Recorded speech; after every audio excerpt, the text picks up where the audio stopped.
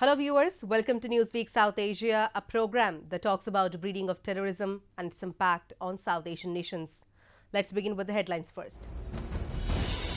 Pakistan violates ceasefire at LOC.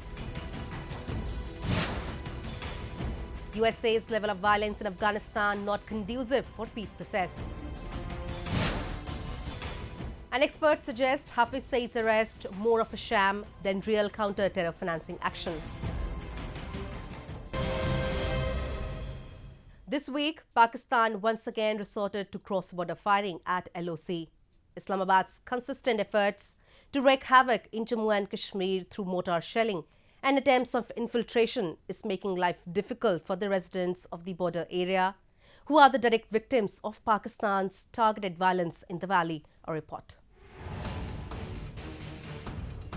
The Union Territory of Jammu and Kashmir continues to remain tense as Indo-Pak line of control is constantly being targeted by Pakistan Army. Continuing with its malicious agenda, Pakistan recently launched unprovoked rounds of ceasefire violations by firing artillery guns and intense shelling with mortars along the LOC in Rampur and Uri sector of Jammu and Kashmir. According to residents, the firing began at around 10:45 am local time. Indian troops retaliated and are giving a befitting reply to each and every firing from Pakistan's side. बहुत heavy firing Pakistan की तरफ से इधर हो रही है।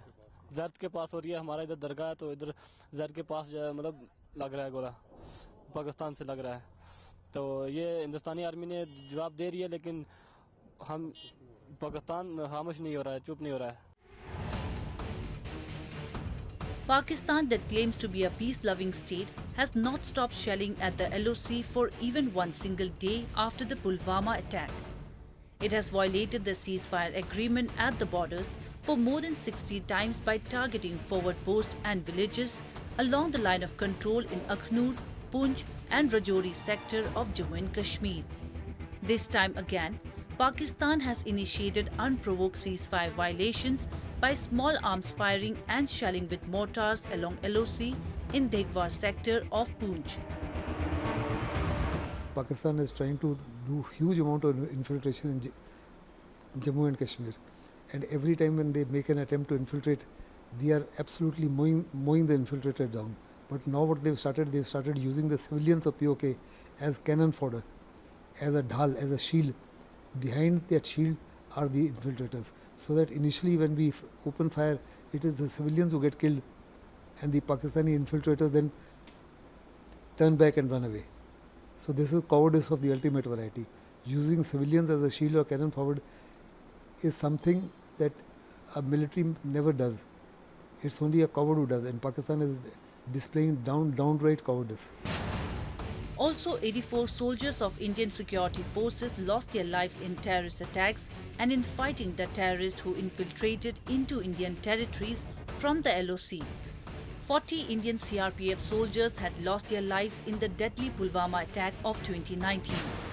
While terrorists are trying their best to target civilians and Indian security forces personnel, the Indian Army remains consistent in their mission of complete eradication of terrorism from the valley. In 2019 and 2020, 202 terrorists were neutralized by the Indian security forces in different counter-terrorism operations. Despite repeated calls made during Indo-Pak flag meetings to maintain restraint and adherence to the ceasefire understanding, Pakistan has been increasingly violating the 2003 ceasefire agreement with India. Past few years have witnessed the highest number of ceasefire violations by Pakistan troops in the last 15 years. And the Pulwama bombing of 2019 showed that Pakistan is far from maintaining any restraint from its side and will continue to hamper peace in India even after receiving global condemnation from across the world. The air of deep uncertainty that has for so long dominated Afghanistan appear even larger as the country is witnessing constant attacks ever since the signing of the historic peace deal between the United States and the Taliban. However, the United States warned Taliban that the current high level of violence can put the peace deal in jeopardy, a report. After more than a year of negotiations, the US government and the Taliban signed a peace agreement on February 2019-2020 that calls for the full withdrawal of American troops from Afghanistan within 14 months. In return, Taliban pledged to prevent Afghanistan's territory under their control from being used by terrorist forces. But constant wave of attacks in Afghanistan has once again raised the concerns about country's future. The United States warned the Taliban that the current high level of violence by the insurgents was not conducive to advancing the peace process, as the United Nations Security Council backed a US-led push to end Afghanistan's 18-year war. The United States signed an agreement with the Taliban last month. It calls for a phased withdrawal of US-led foreign forces if the Taliban keeps its commitments, and for the start of talks between the insurgents and Afghan government delegation on a political settlement to end decades of conflict. We were pleased to introduce this resolution endorsing the U.S.-Taliban agreement and the U.S.-Afghanistan Joint Declaration, and we appreciate the Security Council's support for this resolution and the constructive engagement of all of our colleagues during the negotiations. The support and engagement of the international community will continue to be critical in the next steps of the peace process. We are especially grateful to His Highness Sheikh Tamim for Qatar's support and the critical role it played in hosting the talks that led to this momentous occasion. We are eagerly looking forward to the next steps of the peace process, though unfortunately the presidential electoral process and the unacceptably high levels of violence by the Taliban in Afghanistan have not permitted intra-Afghan negotiations to start on time. Prioritizing an inclusive government and unified Afghanistan is paramount for the future of the country and especially for the cause of peace. Deputy US Ambassador to the UN, Cherith Norman Shelley, says that more needs to be done, and we urge Taliban to also reduce violence against Afghan forces in the countryside to give intra-Afghan negotiations and peace the opportunity to succeed. We acknowledge the Taliban have taken steps to stop attacks in cities and against major bases. But more needs to be done, and we urge them to also reduce violence against Afghan forces in the countryside to give intra-Afghan negotiations and peace the opportunity to succeed. Violence at these levels risks drawing both sides into a vicious cycle, serves no one, and undermines peace. The UN resolution welcomed the significant steps towards ending the war and opening the door to intra-Afghan negotiations enabled by separate US agreements with the Taliban and the Afghan government. The Council also expressed a readiness upon the commencement of the intra-Afghan negotiations to consider the start of the review of the status of Taliban sanctions. For this process now to start, we call for a speedy start of the intra-Afghan negotiations, and we welcome the announcement of the negotiating team by the government of Afghanistan today and hope that outstanding issues on the prisoners exchange can be resolved without delay. With regard to the negotiating teams, and I expressly say both negotiating teams, it is key that what we always preach here in general happens in practice, that women are part of the negotiations and not only marginal part but substantive part of the teams of the negotiation. Compounding the challenges faced by Afghanistan, an escalating political feud is also threatening political chaos. The Security Council resolution also emphasized the importance of including women, youth, and minorities and ensuring any political settlement protects their rights.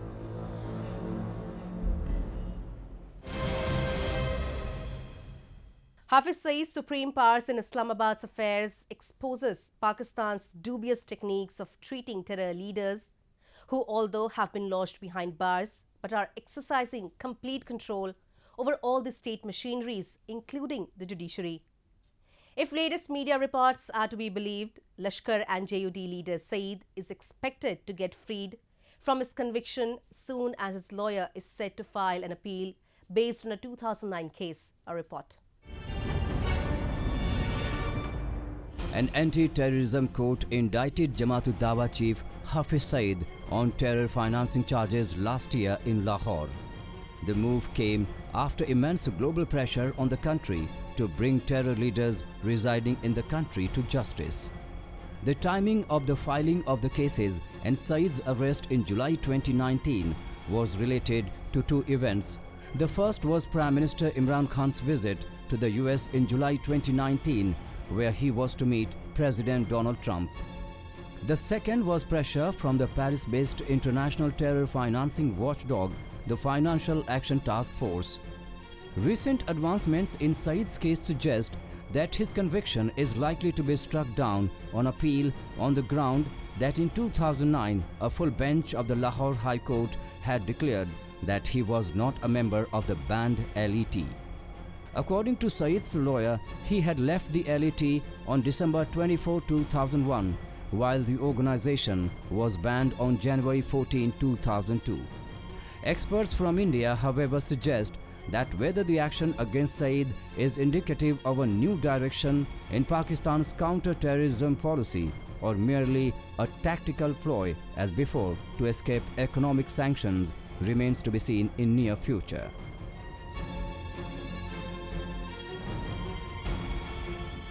This time also the court has convicted him along with 4 of his associates, but ultimately when it comes to giving him the punishment, they will save him somehow. They have done it in the past, they are doing it now, and they might do it in the future also. This entire eyewash has been done on the pressure of the US and the other international agencies. Even the now US diplomat has said that you have to take action, you have to convict him. But when it comes to actually conviction, he is again bailed out. Then he is put in house arrest. These are all the eyewash things which Pakistan tries to fool the world by getting the sanctions removed, getting out of the FATF sanctions, and protecting their basic ISI agenda. Under pressure from the international community, the Pakistani authorities launched investigations into matters of the Lashkar-e-Taiba, Jamaat-ud-Dawa and its charity wing, Falai Insaniyat Foundation, for their holding and use of trusts to raise funds for terrorism financing. At least 56 seminaries and facilities being run by the JUD and FIF in southern Sindh province were also taken over by authorities in the same case. Consequently, Hafiz Saeed, the co-founder and the chief of these terrorist groups, was arrested in connection with charges relating to terror financing and has been detained at Kot Lakhpat jail since then. On Pakistan's support to terrorism, experts from European Foundation for South Asian Studies suggest, in spite of these so-called measures by Pakistan's counter-terrorism department, there seems to be absolutely no curb being put on terror financing and terror activities taking place in the country, and hence the country still remains a dangerous place to reside in. Pakistan still remains on the grey list, therefore it has not apparently fulfilled the necessary conditions and quotas to be considered a safe zone and safe, to have provided safety for its citizens. The Asia-Pacific group of FATF has already blacklisted Pakistan for unsatisfactory measures to curb terrorism operating on its soil. Besides, global terror financing watchdog FATF in February retained Pakistan on its grey list till its next plenary session scheduled to be held in June. The retaining of Pakistan on grey list is a consequence of its failure in taking adequate action against money laundering and terror financing. Pakistan on ground has done nothing to stop this flow of funds to the terrorism, to terror agencies, to the terrorists who are residing and enjoying a good life in Pakistan. it only future we'll see if the pressure is built up on Pakistan internationally and he's moved to the blacklist, then it will have a serious implication on Pakistan, because Pakistan today is surviving on foreign funding only. If the funding stops, Pakistan has no option other than to stop the funding of these terror activities. But as on today, Pakistan has done nothing and the grey list continues. There are reviews again and again, and Pakistan is requesting reviews based on some false evidences, which he is getting time so far, but I don't think in the long run they will be able to escape these sanctions.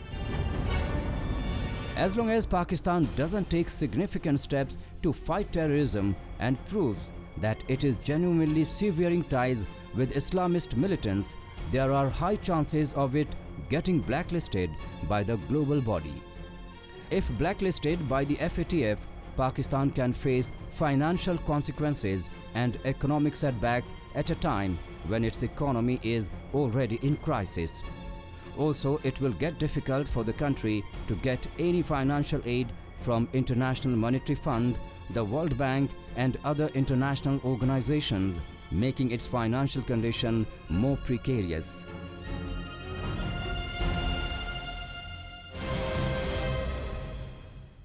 South Asia is one of the most concentrated regions in terms of terror presence, which makes it susceptible to the continued attacks planned and launched by Islamic radicals. The region suffered huge economic and human losses to terrorism in 2019.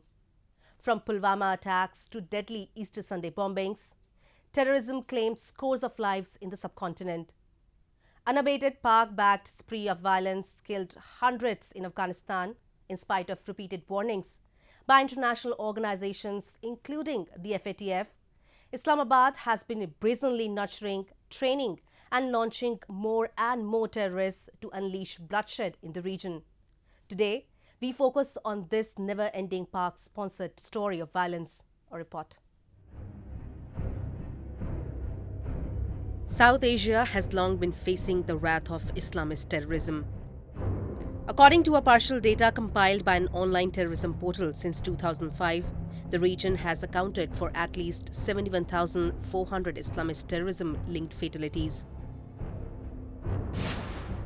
Year 2019 saw 3 deadliest attacks in South Asia, which together claimed 391 lives.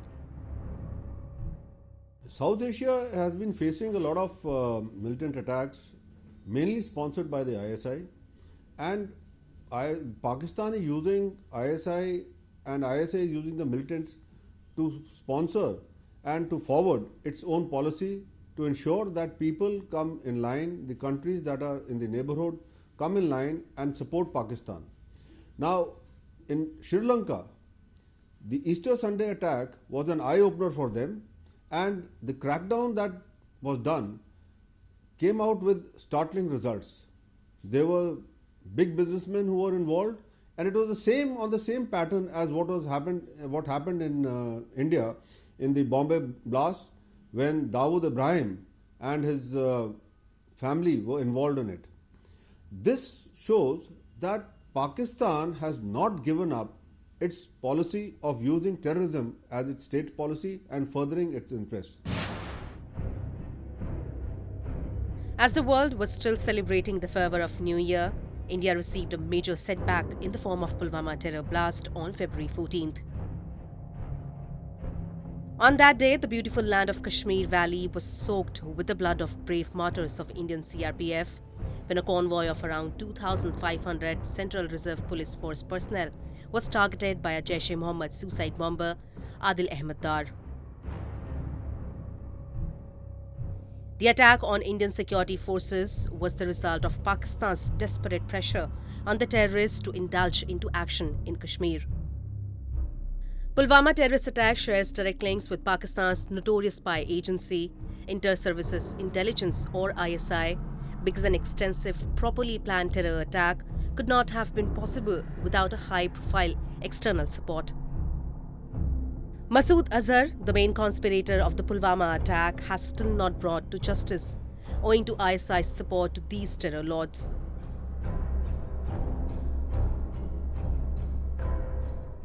Justice system all over the world requires evidence to convict anyone. Masood Azhar is the child and baby of ISI and the Pakistan Army, and they ensure that no evidence is presented against him whenever his case is called up in the court. It is for this reason that judges find it very difficult to give him a conviction. As many as 253 people died, while hundreds got injured in a series of bomb blasts that hit luxury hotels and churches across Sri Lanka on Easter Sunday, leaving the entire country in a state of shock and lockdown. The attacks were claimed by the Islamic State, which is seeking to revive itself in South Asia after getting ousted from Iraq and Syria. It is pertinent to mention here that no terrorism group operates in a vacuum, and each has some type of sponsor to help them stay funded and operational. In South Asia, Inter-Services Intelligence, or Pakistan's ISI, is the main organization that provides aids to the terror groups. The intensity of the Sri Lanka serial blast left the South Asian region aghast, which was already struggling to overcome the shock of Pulwama blast. This time the target was different, but again the perpetrator was same, that is Pakistan. Pakistan and ISI's footprint on the Easter Sunday attacks is very clear. The ISI was the main perpetrator which organized the shifting of the arms, ammunition, stocking and piling of it, plus training these people who later on went up to put on the explosives in all the churches. The ISI footprint was again very visible. The way after this attacks, these people who were involved in it were evacuated from Sri Lanka and brought to Pakistan. Afghanistan remained the hotbed of Pakistan-sponsored violence in 2019 too, as the country saw a series of terror blasts by the Taliban and Islamic State, the two prominent insurgent groups operating in the country.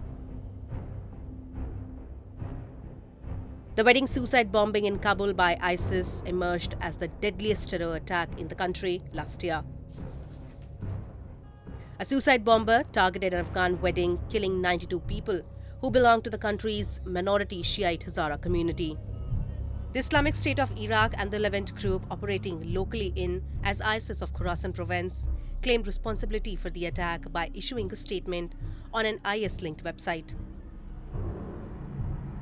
The group confirmed that a Pakistani Islamic State fighter targeted this large Shiite gathering in Kabul. It is pertinent to mention here that many countries in South Asia have seen an increase in terrorist activity from Islamic State of Iraq and the Levant, Jaish and its affiliates in the past few years.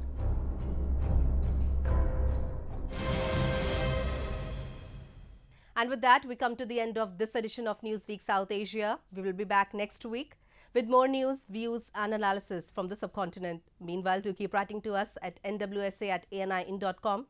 This is Surbhi Sharma signing off on the behalf of the entire production team of Newsweek South Asia. Goodbye and take care.